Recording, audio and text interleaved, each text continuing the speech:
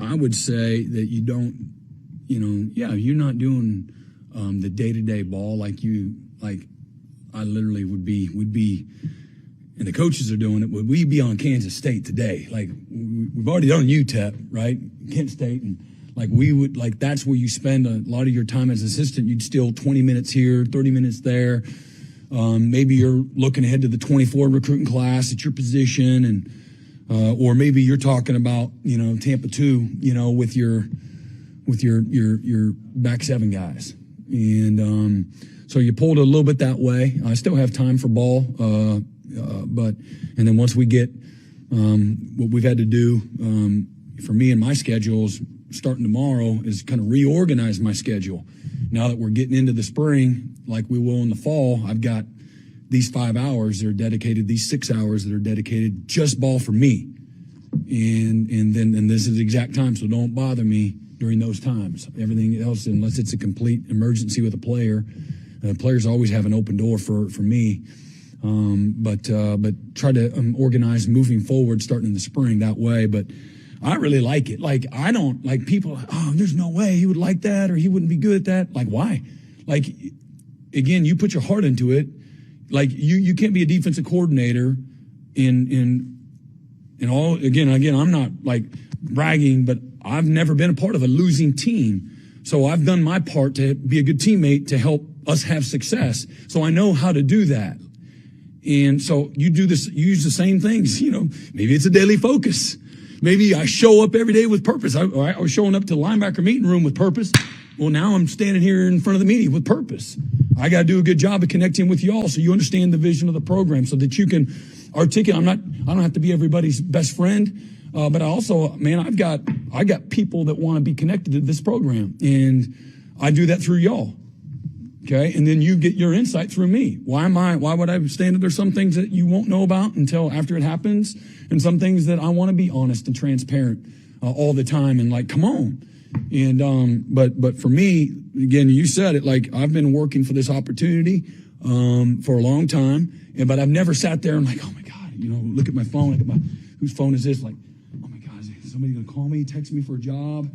Like I've never tried to promote myself for anything. I didn't have Dabo Sweeney or Dan Radakovich or President Jim Clements call anybody at Oklahoma when this opportunity came. So even after the initial conversations, if I was like trying to lobby and get this job, I just said, you know what? I've got peace. If it's supposed to happen, it'll happen. I don't need anybody to have to.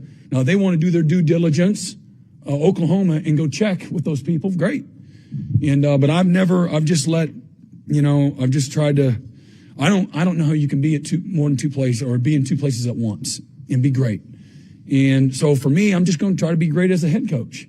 And so how have I balanced all that? And what's been hard? None of it's, again, I'm in a very demanding profession. You're dealing with, 17, 18 to 22-year-olds, and it's exhausting, right?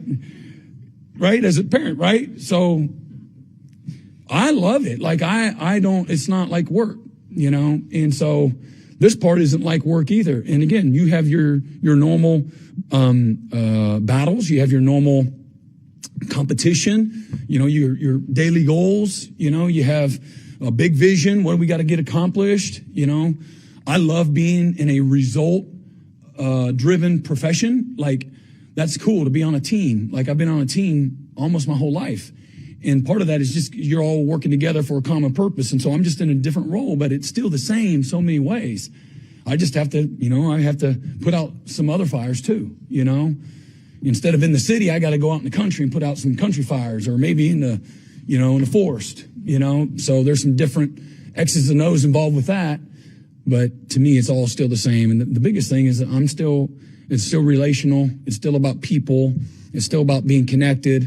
It's still about being passionate. It's still about having a work ethic. It's still about being detailed and organized and being a leader. I've been a leader, and I've been around amazing leaders. And so, again, it's like I said, I haven't had any, and it's coming. I told you Murphy's Law is coming, right? It's getting ready to happen at some point in time, like any big, things that I've had to deal with yet. At some point in time, that'll happen too. And to me, that's going to be an easy thing too, in its own organic way. It's like how you respond. Just do what's right.